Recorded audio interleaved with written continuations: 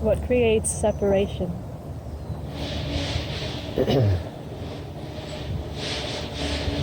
What's separation? Oh. Are you perceiving separation now? I don't know. Not knowing is very helpful. How does the feeling of separation arise? So it's good to watch that, to try to observe. I don't know if I have a very accurate step-by-step model that's universal, probably arises in different ways, but to have a feeling of separation arise, one essential component, the most essential component, is a feeling of me, of I. When a discrete, distinct I emerges, that already implies a separation with that which is not I around us. Our surroundings and other people, other creatures.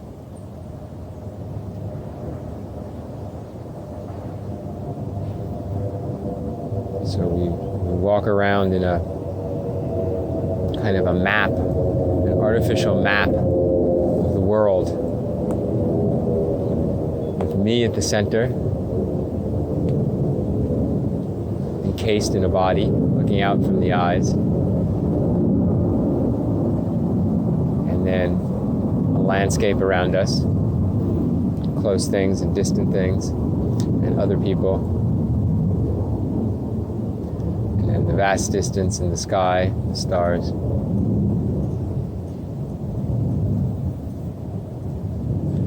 And we imagine this person encased in the body is moving around this landscape, place to place.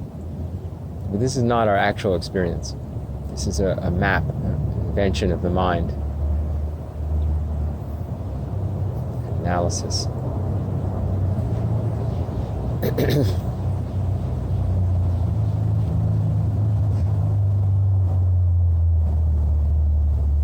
As long as we are holding that analysis, holding that map, we hold the potential for separation. Not just the potential, we hold the experience of separation. We create the experience of separation.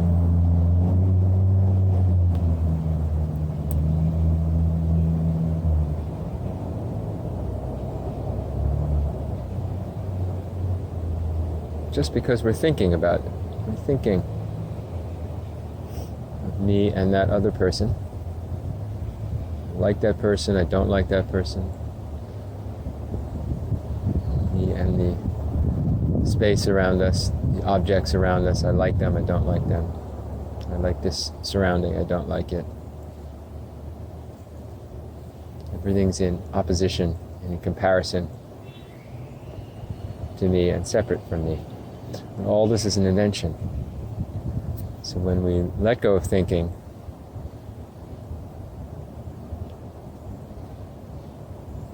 that whole convention drops.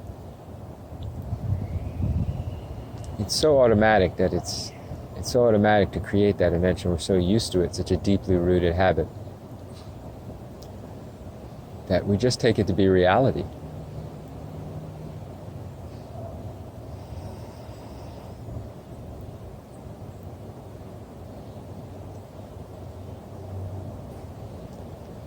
When we're deeply engaged, wholeheartedly engaged in activity, we drop that analysis and we drop separation. But we don't intellectually register that, so when that activity is over, we just take up that convention again, being a separate person, separation.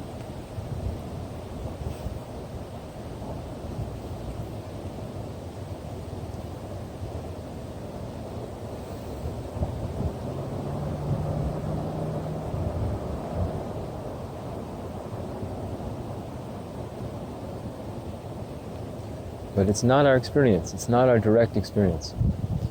So to perceive that, to realize that, is really the kernel of awakening.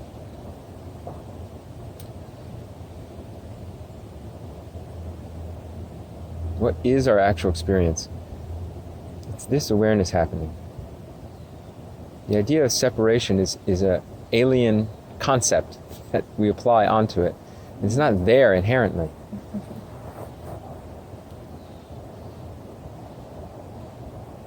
What's here inherently is awareness happening.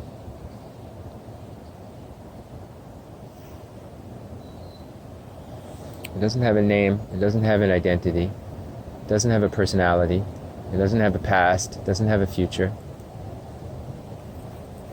It doesn't even have space. You have to think of space. That tree is a certain distance from me, and that house is farther, and the stars are farther, the clouds are farther, and then the stars are farther.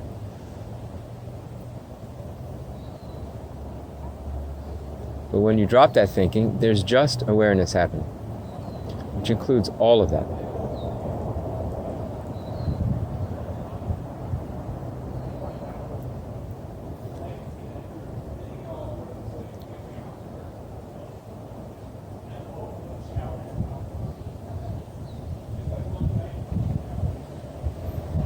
We don't know where it's coming from. We can ask, what's the source of this awareness? We know it's not me, because I don't know how to make awareness happen. It's just happening.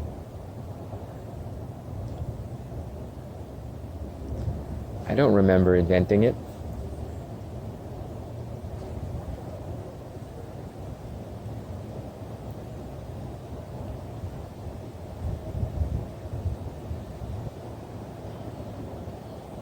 So the only other explanation is the universe is having awareness.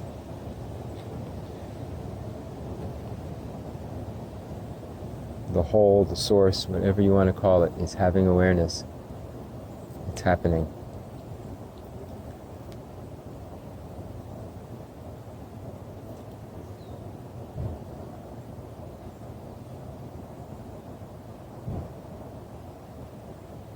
So if we feel separation, which we often do, we have to recognize this is my thinking of separation. This is not something real. We can verify that, because when we stop thinking of it, there's no separation.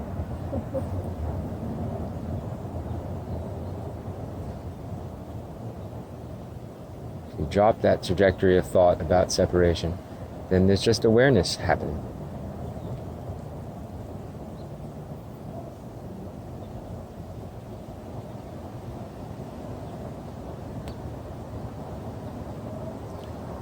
Drop the drama of myself and other.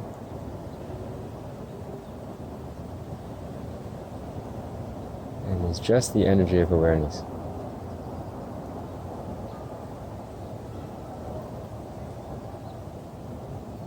It seems to me as if we're separate and one, like how your body is one with itself, but you can break it down into different organs, different cells, different molecules, different atoms, but they're all one. Right. And we're a fractal of that. Okay, well this is getting a little complicated. These words have a lot of meanings. I try to keep it as simple as possible so we don't get lost. So when you think organs and cells, then you have the thought of organs and cells. That's not making something reality. It's simply the thinking, organs and cells. Lots of different parts. It's the thought, lots of different parts. While you think lots of different parts, you have the experience of lots of different parts. It's not much of a palpable experience when you're thinking about your cells. But if you're thinking about another person, you want to be closer to that person or you want to be farther from that person, then there's a very palpable emotion with the idea of separation.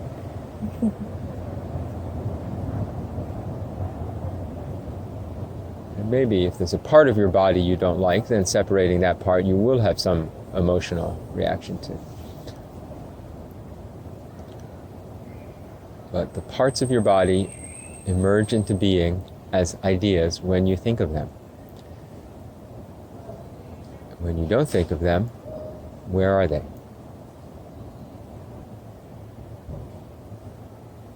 Oh, I've never seen my organs. How do I know they're really there?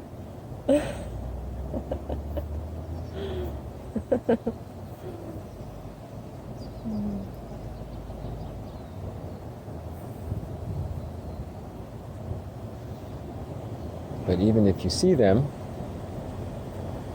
which should be probably some dire situation, they're still only there as organs when you think organs.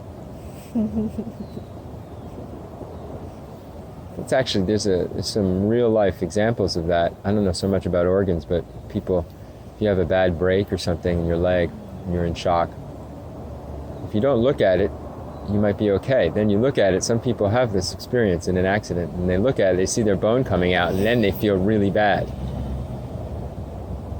Because they looked at it, it wasn't the visual so much, but it was the idea, oh, that's not right. So the idea arises, and then great disturbance comes.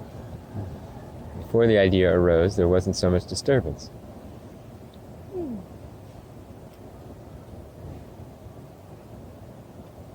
So could you say, if an event like that arises, it's maybe similar to this common experience of I, me, mine that arises in beings.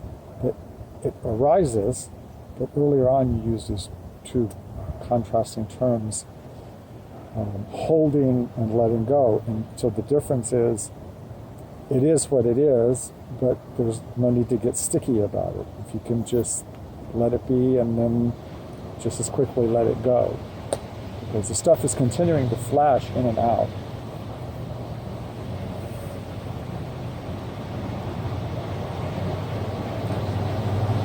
So you're kind of speaking to the fact that we inevitably will think of separate objects and create some separation. That seems to be true. It seems to come up. It seems to come up, right. And you're saying we don't suffer much if we drop them quickly, which I agree with. But the reason we can drop them, not the only reason, but a stable reason we can drop them is because we know they're not ultimately true. So that's what I'm kind of speaking to, recognizing that the separation in the individual components of things are not really true. They're ideas. But when you say true, I mean, like for a lot of people, that's going to like rub them the wrong way. When you're saying true, it's like that it has permanency, solidity, or inherency. Because what is true? I mean, if it's happening, two people can say, well, it's happening, and it appears to be a truth that it's happening. I'm saying it's not happening. It's a thought. So it's true that it's a thought, and it's true that the thought is arising. But what it refers to is not true. It's not an accurate description. It's not that some other description is more accurate. It might be the most accurate description you can make in the realm of descriptions. It's just the realm of descriptions is not true. And by tasting that, you can let go. Another way of saying it is our thinking, our dividing mind, our mind that divides things, the phenomena of our mind dividing things is really happening, but that doesn't mean things are actually divided. It just means our mind has a habit of dividing things. That's what our mind does. It's okay our mind does that, but if we believe it objectively, we tend to hold it and suffer around it. If we see it as just our mind's function that doesn't really apply any more than the mind is doing that, then we can let go and not suffer. So to bring it back to the issue of separation, our mind makes separation, and that's okay. If we think it means things are really separate, we're going to suffer around it. If we recognize our mind is making suffering, and our mind can also drop separation, our mind is making separation, our mind can also drop separation, we can taste freedom, that things aren't really separate, there's just awareness.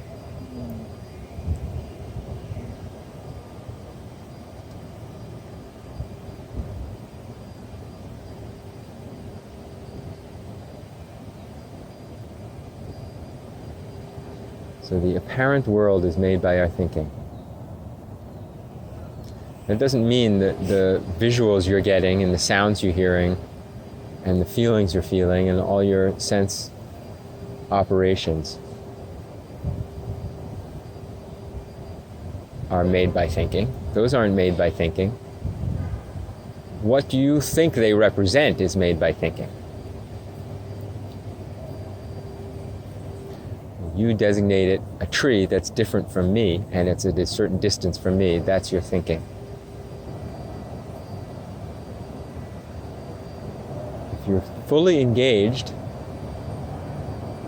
let's say in climbing that tree, and it's challenging, let's say, to make sure you're more fully engaged, you don't have separation from the tree. You have to stop and then think about, oh, this tree is over here and I'm over here and I'm separate from the tree. I mean, it's not that slow and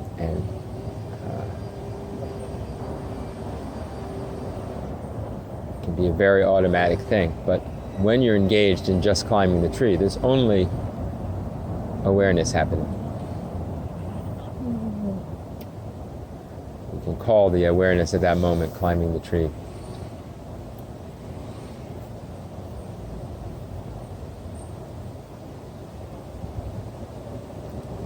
In the midst of creating music, in the midst of dancing,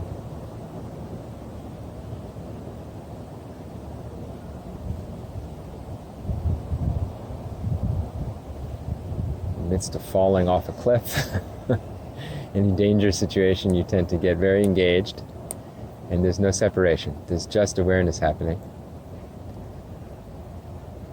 until you disengage to some degree and return to an analysis of the world, and then we make everything separate again. So this engagement naturally happens in these kind of intense activities I'm talking about.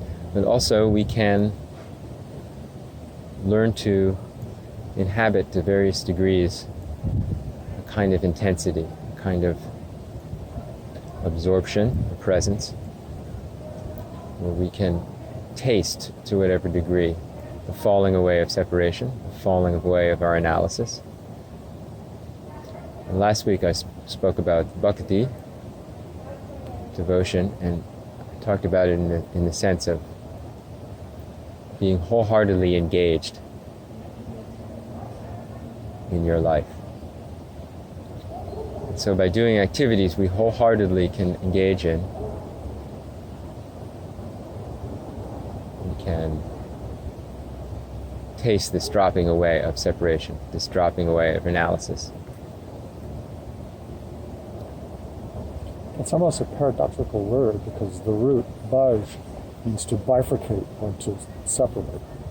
Bhakti. In bhakti? Yeah. Yeah. So, but it's like recognizing that is that absolutely true? Mm-hmm. You know, that viva la difference. But if you look really closely, is there a place where there's a lot of stuff that's not the same, but it's shared, it's not different? Mm-hmm. But the difference seems to be really in your face, like, everywhere you look, there's all this variegation.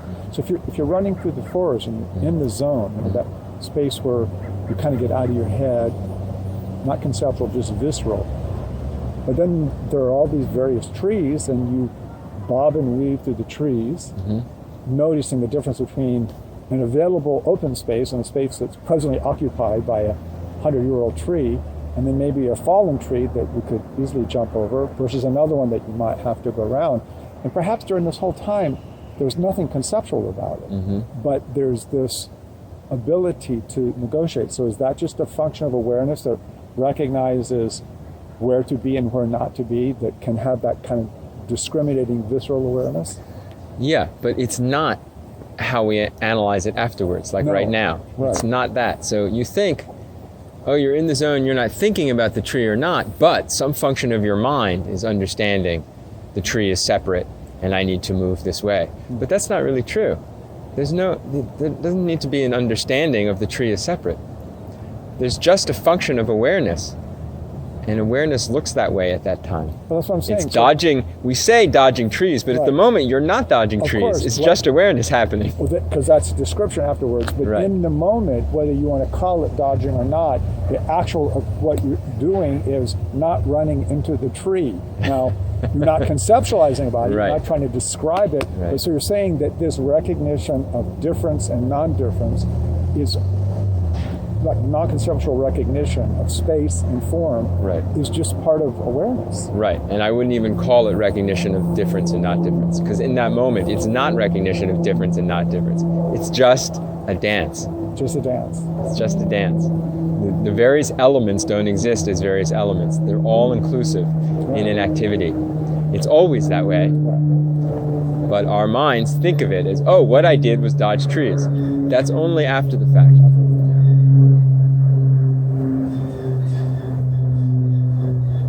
Reminds me, you have mentioned in Zen schools the fact that the teacher can gauge the spiritual maturity of a student just by looking at how mindful they are when ringing a bell. Theoretically, and practically in some cases, but not always, right? But that again, I've often wondered because that also there is a measure of skill involved, and even last week we were mentioning how during chanting in devotional practices, chanting, there is a skillful way of doing it where you use the whole body to breathe out through, and that makes me wonder if somebody who is really present but not doing it the skillful way is that's not any worse or that's not any inferior to somebody who's doing it the skillful way. That's right, but what's interesting in what I would call spiritual disciplines, might not be always the case, but I think it tends to be, is that if you're really doing it present and wholeheartedly, you tend to do it in the way that's so-called skillful, that's taught to be skillful. And the reason it's taught to be skillful is because some people notice that when you're really present, that's how it's done. That's how it happens. And so they teach you that. And by doing it intentionally that way, you can enter into that presence better. But someone who's just entered into that presence anyway will tend to do it that way.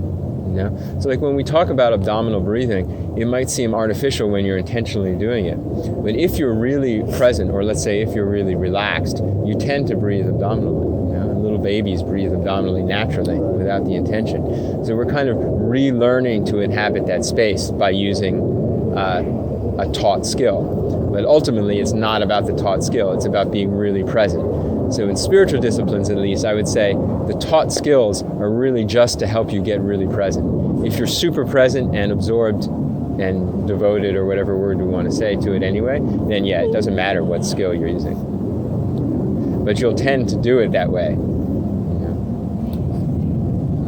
So when we watch awkwardness in people, what we might call unskillfulness in some kind of art or something, it's usually indicative of a self-consciousness they're having. A shyness, a worry, a feeling of separation, a feeling, what's that person going to think of me? And that affects how they move, how they dance, how they paint, whatever, or their self-judgment or their self-criticism. All those things make it awkward. So we say we're teaching them these skills, how to do this art better, but really what we're teaching, at least in a spiritual context, is how to drop all that and be really present. And then naturally it looks beautiful. It looks more flowing. If we're talking about a flowing movement art or something,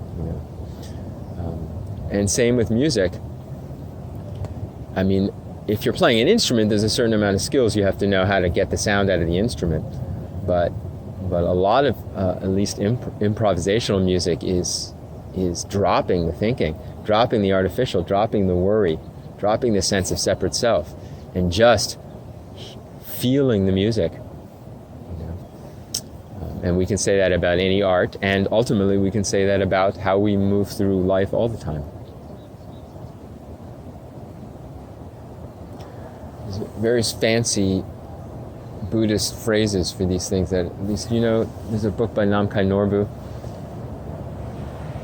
who talks about watching a great artist, even if they're not Buddhist or on a specific spiritual path. And if they're a great artist, you see their, I can't remember what he called it. Anyway, it's some kind of samadhi coming out. I saw that I have two granddaughters. The older one who's 19 now, when she was little, I would watch her draw sometimes. And she would come up with this stuff when she was little, like 2 years old. And it's just, every line is perfect. I mean, if I tried to do it, it would be so calculated. Right. But she would just sit down because there was no self in the way, like I'm trying to please anybody, or there's an agenda here, or I'm doing it wrong. Just, Yeah. and it, afterwards it was just like, you know, it makes me smile because it's just so fresh. Yeah. You know, so.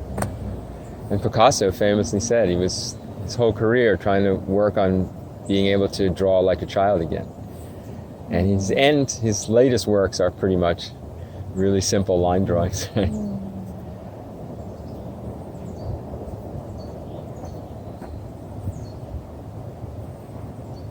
Yeah, I noticed that when children are attempting to learn, they don't have a goal as such, that they want to get better, or they just enjoy the process. Right. So that goal in mind is self, right? Is the idea of self. Self has a goal. And it's also the essence of separation, what we started with. So when we have a goal, we feel separate. We're separate from the goal. We're over here and we're trying to get there. And our art will look that way. It'll have anxiety in it, because there's anxiety in separation. But if we don't have somewhere else we're getting to, we just come alive now. And coming alive now has no self, and also has no separation, and so there's no anxiety, and so it's beautiful. It's not predictable, but it's beautiful. Somehow we can resonate, or parts of us can resonate. If we as the observer also have to be somewhat present, which is interesting. If we're not present, if we as the observer are totally consumed with our self idea, then even if someone else is performing in a way that's really beautiful in the sense that they don't have self, we might not notice it or appreciate it because we're so thinking about our own thing, right? So it takes both to have that artistic appreciation happen, both the observer and the performer, if there even is such a difference, have to drop self, be really present. And I know in Indian music, at least, probably in a lot of Indian arts, that's very specifically appreciated, right? The rasika, the person who appreciates the rasa, the beauty, the taste of the music, is just as important as the musician. You know? And they're really appreciated. Someone who can really get in that kind of samadhi, really be there with the music, is making that happen as much as the musician. And it almost doesn't even necessarily have to be the music. It's more like kind of the spell, or like how the atmosphere kind of opens up. Yeah. Ultimately, it gets subtler and subtler. We don't need a very specific artistic form. It just becomes life. You can start appreciating life that way.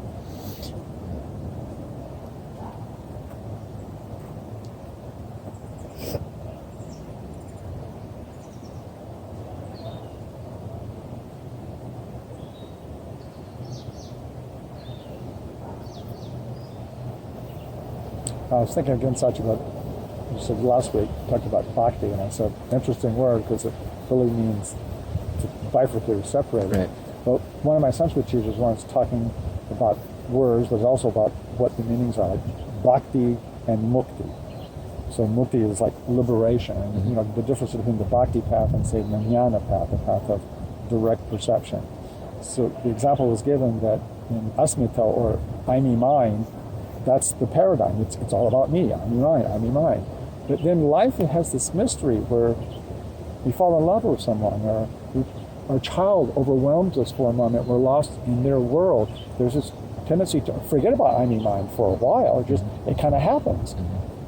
So that's a little sloughing. And then in bhakti, it's all about you. That you find some other that you can really slough off a lot of that ego stuff and just be there. But then he says in mukti, no I, no you. I and you may still be there, but the idea of I and you no longer there. Well, then the I and you is not there. Right, it's not there. I mean, but he would say it depends how you want to look at it. If you want to look at it from the different side, it appears to be different. You can't say it's all one because look at all the difference. But then when you look at the side where, are those differences, are they true? Are they really hardwired? Can you really put them in boxes? No, it gets all pretty flimsy. So, and then, back and forth. It's a matter of whether you're listening to thinking or not listening to thinking. Right. So it's good to recognize we have thinking. I think one problem with the non-dual path is people can get attached to the thought of there shouldn't be thinking. It's actually just a thought. Right. You can't get attached to the reality of no thinking or thinking because it just arises or doesn't arise. Right. But you can get attached to the thought that there shouldn't be thinking, and then it's a very frustrating path because the brain tends to think. But so what was Dogen's solution when he was asked, what do you think when you're meditating? Right, well, I don't know if that's going to be so helpful because a lot of people, it's very hard to understand and it's just words and they're very limited. So in English translation, it went from not thinking to non-thinking. So his answer was non-thinking is what you do in sitting, which includes thinking if it comes up or not. Well, I heard It's not limited by thinking. So what do you do when I think, not thinking? Like when the mind goes to maybe the spaces between the thoughts instead of the thoughts themselves. Yeah, I wonder what the real... We'd have to study the characters he used because it's very tricky to translate that kind of thing. Are you familiar with it? Because stuff always gets lost in translation. Yeah, I'm not sure what characters it is, but usually that's interpreted think, not thinking, which is not Dogen's. This is from a koan, an earlier case. I think it's Shurto. It's either Shurto or his disciple. I'm forgetting. Medicine Mountain. It's the meaning of it. What does it say? Can't remember his name.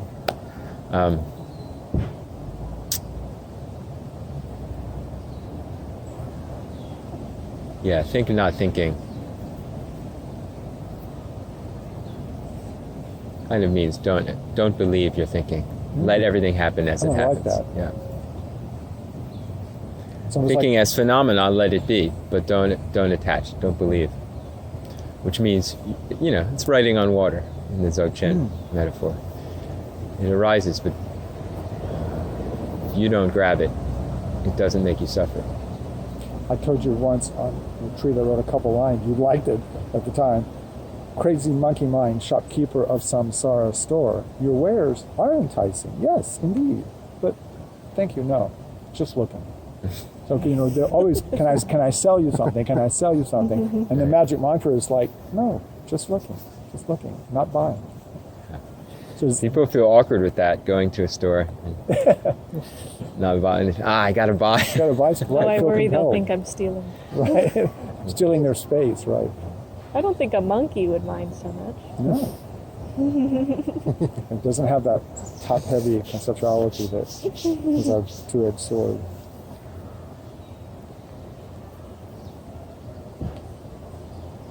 So what you said first, not buying it, you said not believing it. So the stuff comes up, it's there, but you just don't believe it. It's like,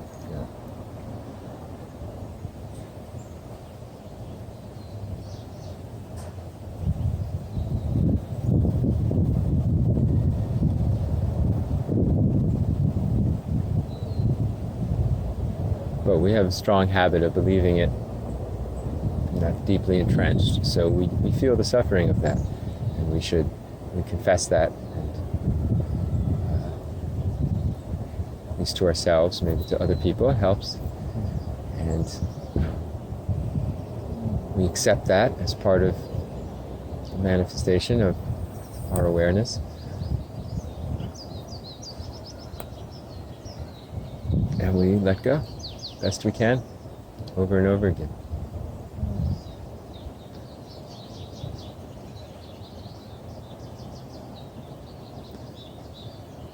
To address the bhakti, I was using that in the usual sense of devotion, and how we can, even if we don't have a separate deity that we're devoted to, we can be devoted to activity, and that brings us into a kind of samadhi, or a dropping of self and dropping of separation. I didn't know it actually implies two in it. But maybe it's more about the activity even than it is the deity. Yeah, I mean that's how I see it as a transition. How we can use it. So bhakti starts as two things,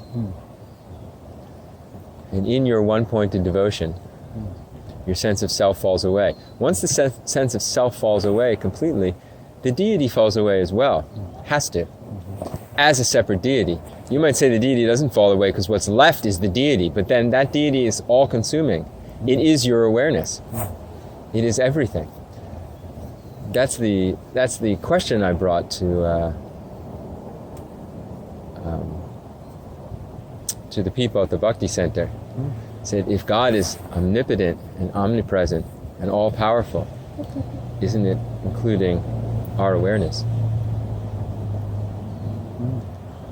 He said yes, but also different.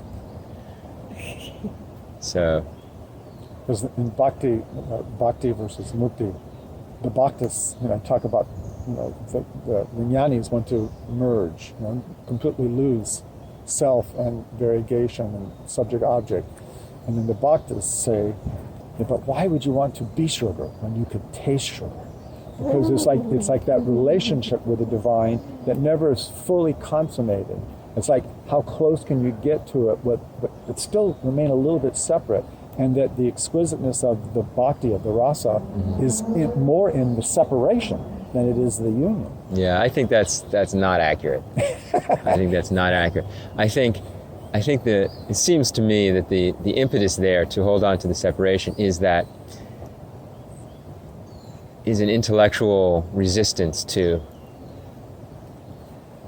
really directly experiencing awareness as it is. See, they say there's a clinging. It's humility. They say it's humility. Yeah, and I think that's A little specious. a little dishonest. Yeah, it's a clinging to wanting to have that conventional understanding. It's kind of saying, because the conventional understanding keeps happening, we don't seem to really be able to get rid of it.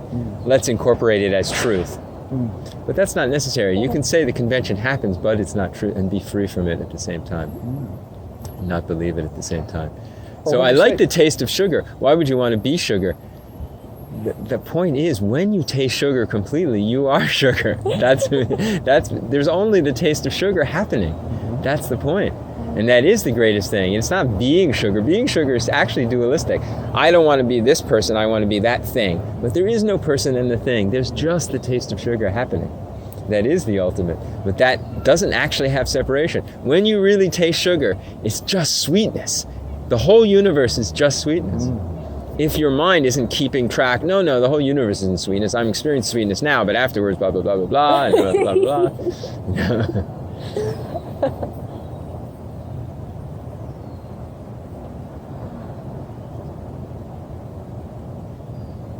So real humility, it's been humid the last couple of days. Real humility is just totally dropping that self, totally dropping that person. And then awareness is continuing. It's like you die, but awareness still happens to be here. So it's so clear, awareness is not you. I thought something funny one time.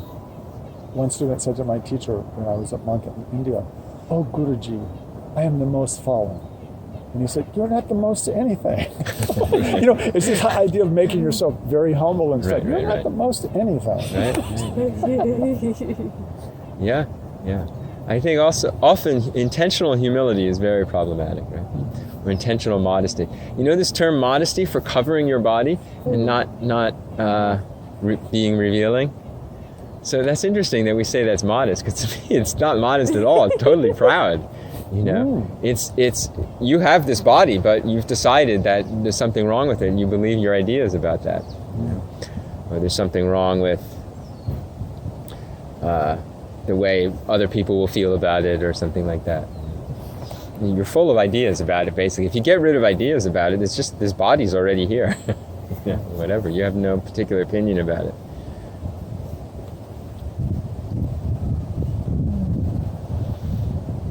It's the same if you really think you know what God wants. That's not humility. You're serving God because you think it's pleasing God, but it's when you don't know anymore. You don't know at all that humility starts. When you completely don't know what to do, then you're left with what's actually already happening, which is beyond you. So when you don't know what to do, that means you're in the just don't know mind, because you're not grasping for relative viewpoints and trying to get your ducks in a row. It's just when you don't know, reality can be what it is. When you know, that's superimposed on reality. So there'll always be a distance and always be a separation. Mm-hmm.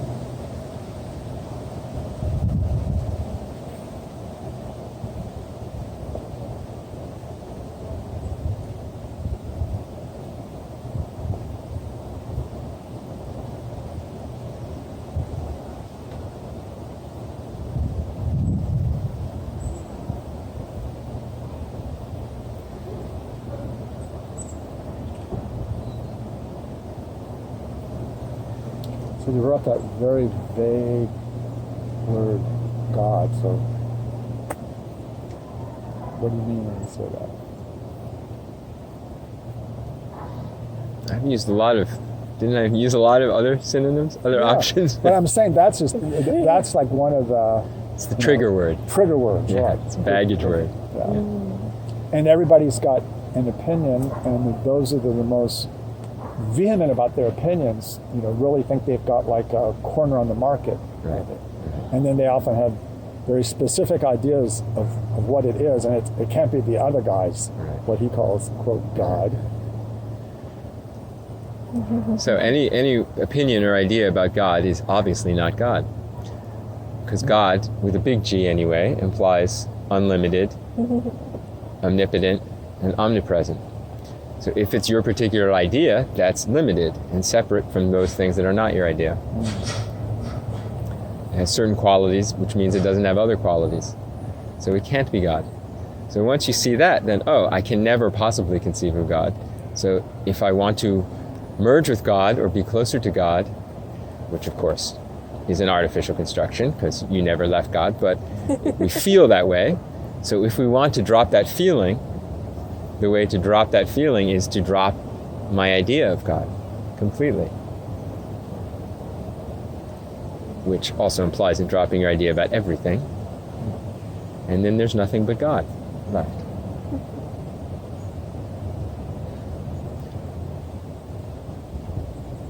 Because what's left is no longer divided. When we drop our thinking, what's left is all-inclusive, which is the only thing God could be. Does it include our dividing? Yes, it also includes our dividing. But when we're in the mind of dividing, we can't appreciate it. So God is, going back to the original question about separation, so God is when, rather than a noun, a verb, God is when separation doesn't come up.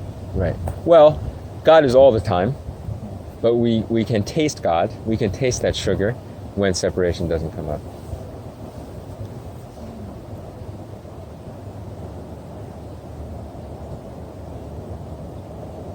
Well, there's a Shaivite scripture, Svachanda Tantra, which says, Na Shivam Vijiteva Shiv. There's nothing that's not Shiva. It's like, there's nothing that's not God. Like, as soon as you're making separation, you've missed it. Because you can't enter into it nor exit from it. Right. The problem is the mind. Right. Our mind can't deal with that. No. But our being can. We can be free of our mind not dealing with it. Just because our mind can't deal with it doesn't mean we can't experience it. Or even have it as our ground beneath our thinking. Even while we're thinking, we can have confidence in that view. Somehow. So we, third person, plural, I, singular, versus mine. So if you said we, and then mine, right? There's the we and then there's the mine. So we're not the mind. Like, how what distinguishes mind from, I guess, what the naked we is just awareness, just openness. Like, so how are they? Mind comes out of awareness. Comes out of, yeah. I mean, we can think of it that way. Okay. Where mind is a temporary shape of awareness. It has its usefulness, but the more we're attached to it, the more we suffer. We can observe that.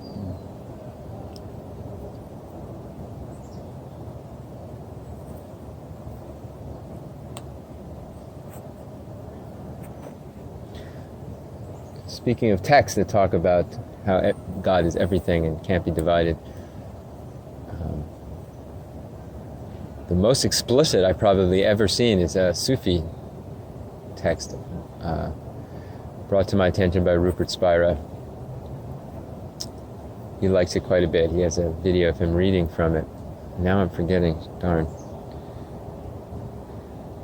For a while it was thought to be authored by Ibn Arabi. He's a famous Sufi, non-dual Sufi thinker from Spain, but... Oh, the one they call it Averroes, too? Maybe, I'm not sure. But now it's pretty much agreed that it's this other guy. Starts with a B. Sorry. I want to say Al-Biryani, but I have no idea if that's right. That is an Arabic word name, but it's a short text. I can't even remember the name of it now. Oh well. But we can find them in all traditions, so. So, but can you remember the specifics of what Rupert was saying about... He just read it, and he just likes the fact, because most people don't recognize that in the Sufi tradition as much. But, yeah, it just goes on and on about how everything is Allah, and to think one thing or another is already to divide the reality of God.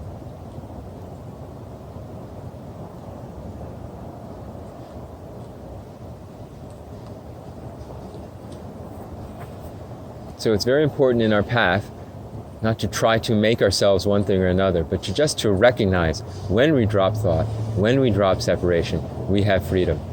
When we hold to separation and believe our thoughts strongly, we have suffering. That's the basis.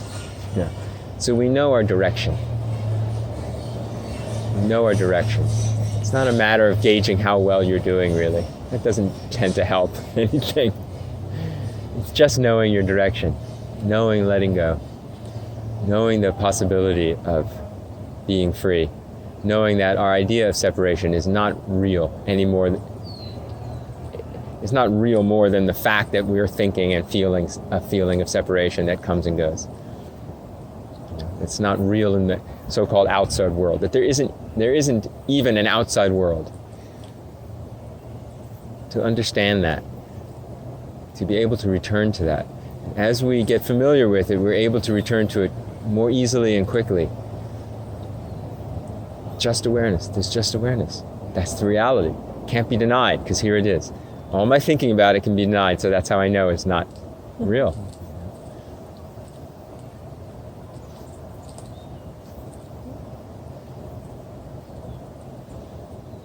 So I feel separate from you, and then we recognize, just my idea. I dropped that, and what is happening? Just what's happening. There's no place for separation there. There's a seamless awareness happening. Whether there's a face there or a tree there, it doesn't matter.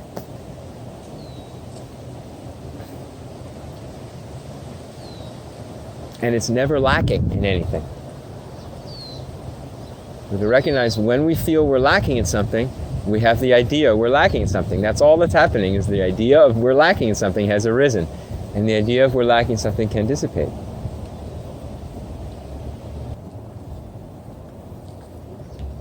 It would be exhausting trying to prove reality to someone who doesn't have awareness of it.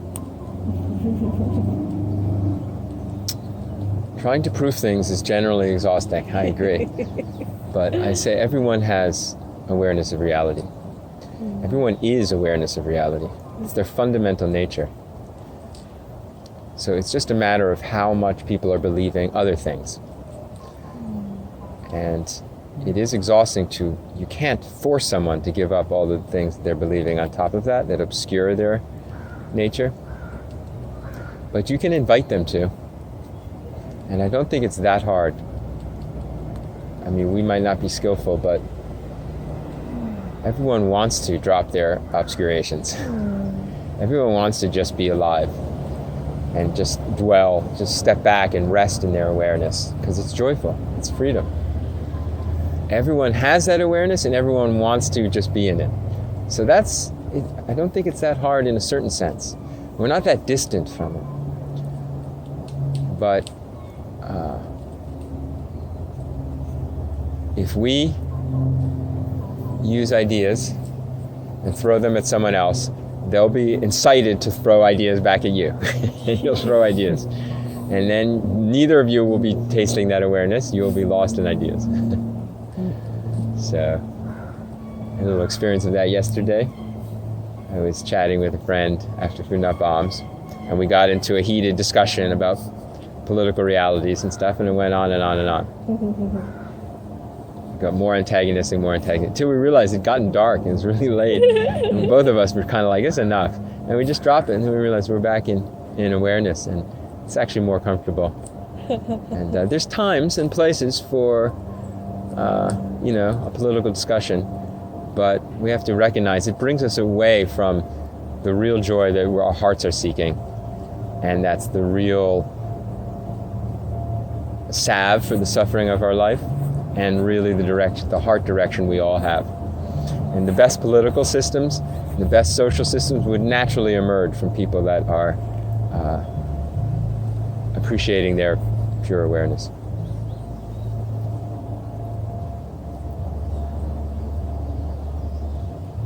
It seems like the viability of that happening is pretty much restricted to small scale. And when you get a big unwieldy melting pot nation with all these different mentalities. I mean, like Lao Tzu talked about, like, get out of people's way, just let them be natural, and then this great stuff will arise automatically. Right. Even back then, that was his idea. He didn't see a lot of it happening where he was, but I mean, instinctively, you know that that's true. Mm-hmm. You know, if it could actually be practiced, if the contract people had with one another was like, let's try this. Let's just, let go our defenses and just kind of be open. Yeah. And let the good arise. Yeah. Well, it did happen. It did happen. So what we judge to be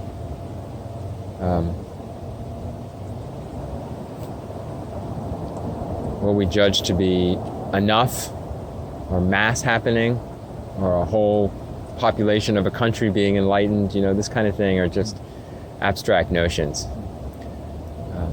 But we can experience it happening, and we can experience it not happening. And we're not in charge. And we don't know what the future holds. I mean, the future doesn't hold anything, actually, but we don't know how it would appear to us, and it doesn't really matter. If we know our direction, we can feel free and we can be helpful. And if you have different creative ideas of how to be helpful to a larger number of people, that's great. Follow those. But don't get too attached to the ideas, I would say. Keep to the heart of awareness.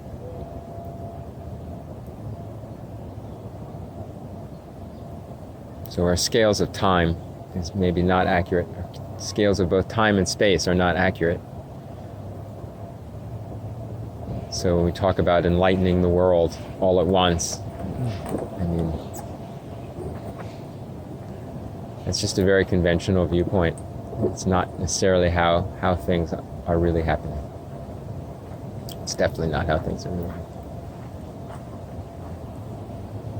You and your friend both decided to drop your heated discussion. Did that dropping make the space seem to open up even more? I mean, like in a piece of music, sometimes you purposely build up tension, so that then when you resolve it, there's this great feeling of the tension, and then that release kind of opens everything up. Yeah. It's nice. It is more noticeable that way. After, that's kind of, we can say, people say, why is there delusion? Why is there suffering? Ultimately, you can't ask that why question, because, you can ask it.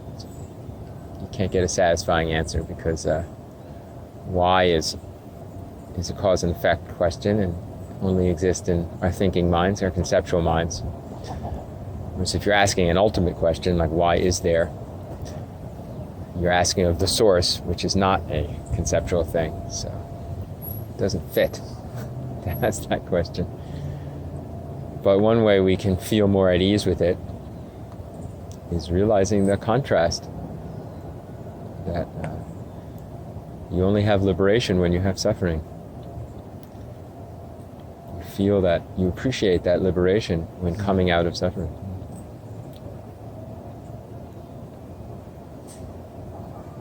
If you're not suffering, why do you need liberation? What are you being liberated? You don't. Yeah, right. Isn't there a koan like that? Like, Master, can you liberate me? Who has you in bondage? No one. Mm-hmm. What's this liberation you're talking about? Or, I just liberated you. I just liberated you. Yeah, there's a series of those. It starts with Vayu and Bodhidharma. His mind was not at peace. Bodhidharma said, bring me your mind. Couldn't find it. I've set it at peace. I can't find it. And then the next one was Vayu and Sangha, I think. Sangha had a sickness. He said, bring me your sickness, I think. He couldn't bring that. He says, I've healed you. And the third, I think there's a third one too, Sangha and his disciple. And that's maybe the bondage one.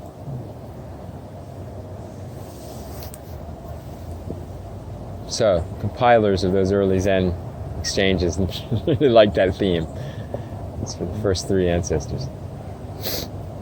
I just think it's funny how what we've been taught is like a fact, like separation is a fact, is actually just a concept if you really look deeply into that word. And I was always a little confused about the separation thing, and today it's very clear that it's a concept. If you just because if you think what is separation,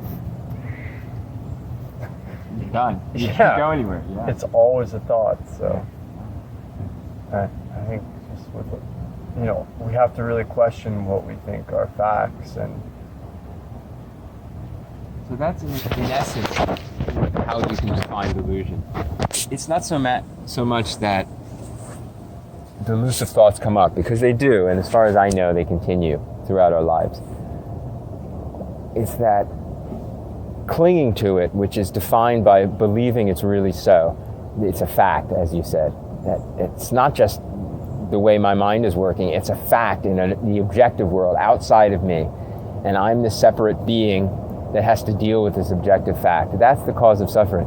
And if we're aware that it's not a fact, it's just phenomena coming up, then even when it continues to come up, it doesn't have the same pull. And that's the kind of mechanics, that's the process of awakening. Recognizing what I think is facts about the world are not facts about the world. They're just phenomena of my thinking. And then we start to appreciate when we're not thinking, there's no place for that to be. There's no place for separation to be. It's just that thought. So yeah, well put. It's really recognizing what we thought were facts was just patterns of mental imaginings. And then we're much more free of them. And we have our direction clear. We know we can let go.